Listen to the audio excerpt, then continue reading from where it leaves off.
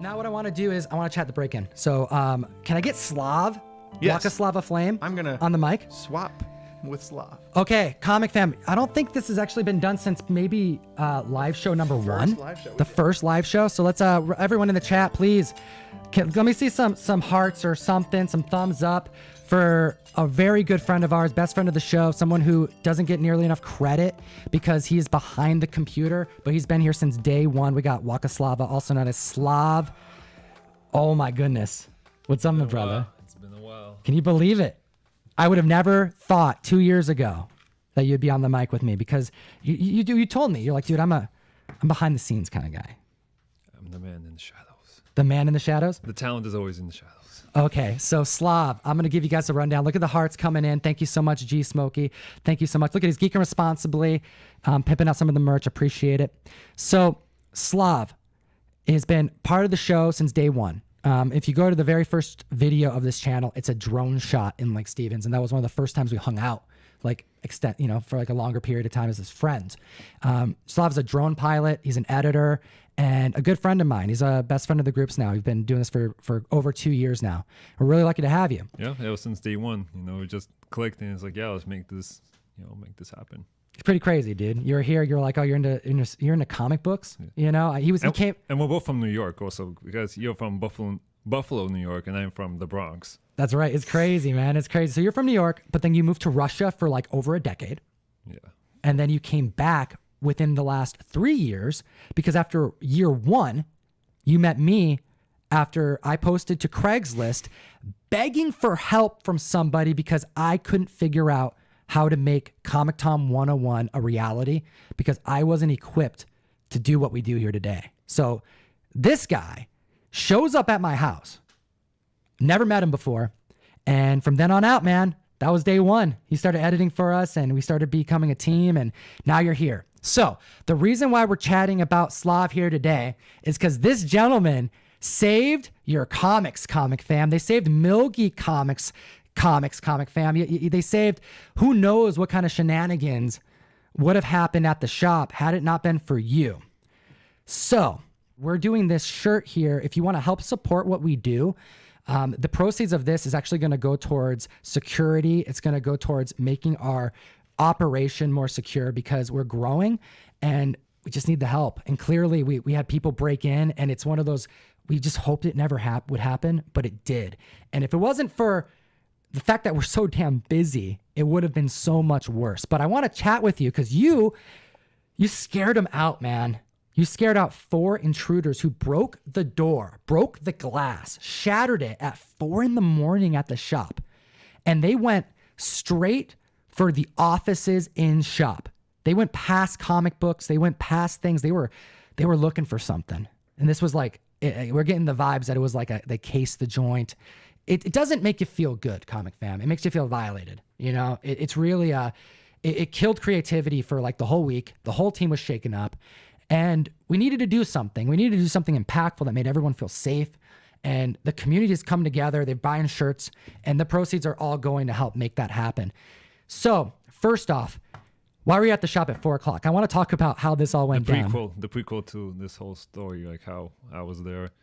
So basically, I recently returned from my 4.5-month trip to Bali. Oh, let's chat about that for a second. You were in Bali for 4.5 months. Since March. Not by choice.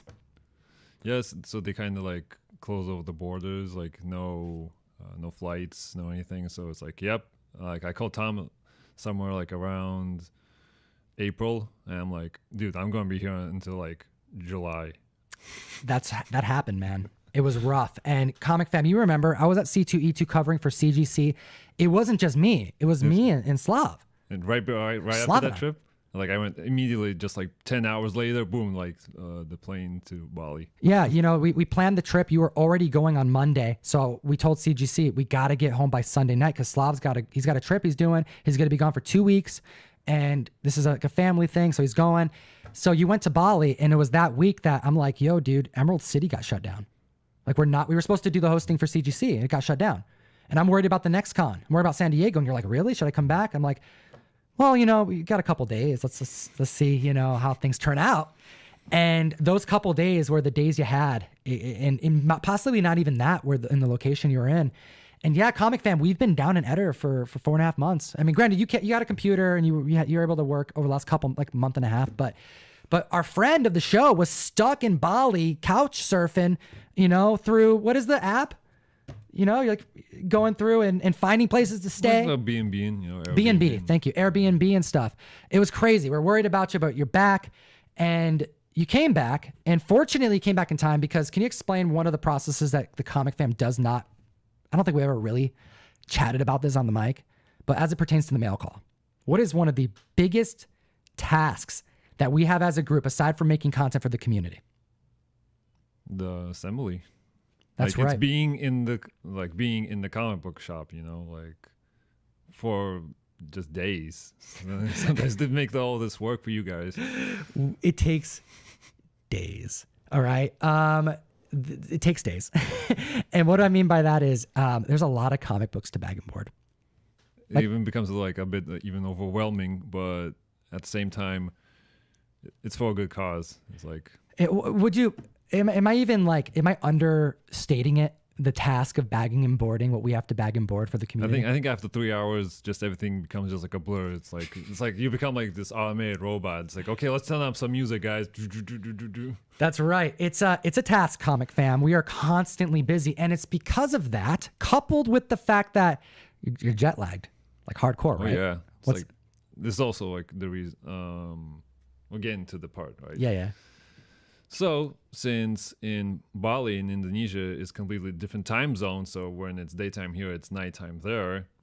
So being here, it was really, I guess, easier to adjust to like the night schedule. Sure. The night owl schedule. Fortunately for us, comic books don't care when you work on them, as long as near the 20th, when we ship out the mail call every month, they're all in the boxes going to the members. So we got all month to get everything ready. We try to get ahead of it as much as we can, but go through a lot. Daytime, nighttime. We're always working on comics. And honestly, like, this isn't the first time. We have Fire Guy Ryan's at the shop. I'm at the shop. You're at the shop. We have a guy who bags and boards who's always at the shop. So you were there at 4 a.m. bagging and boarding, like you do all the time, especially right now. Just hanging out. How lucky was it that you came back this last week and you're back in action at the shop all the time? It's like some kind of never-ending adventure story, It's like just at 4 a.m, just hear this clash of glass, and it's like, ooh, watch out, we're just being cautious, and then just like...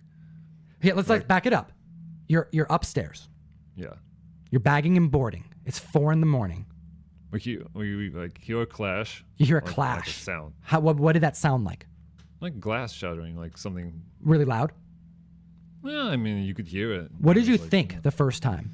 Like, you heard something that you shouldn't have heard at 4 a.m. What did you think? Think it was somebody else? Somebody. What did you think? Well, obviously, it's like, I mean, the weather was nice. I mean, there was like no hurricane outside. It's like, why would the glass shatter? So you're like, oh yeah. So you're thinking like, okay, so what's going on? It's like obviously nothing fell there that would have shattered. So you're at what point? So walk me through now. The glass shattered. What happened?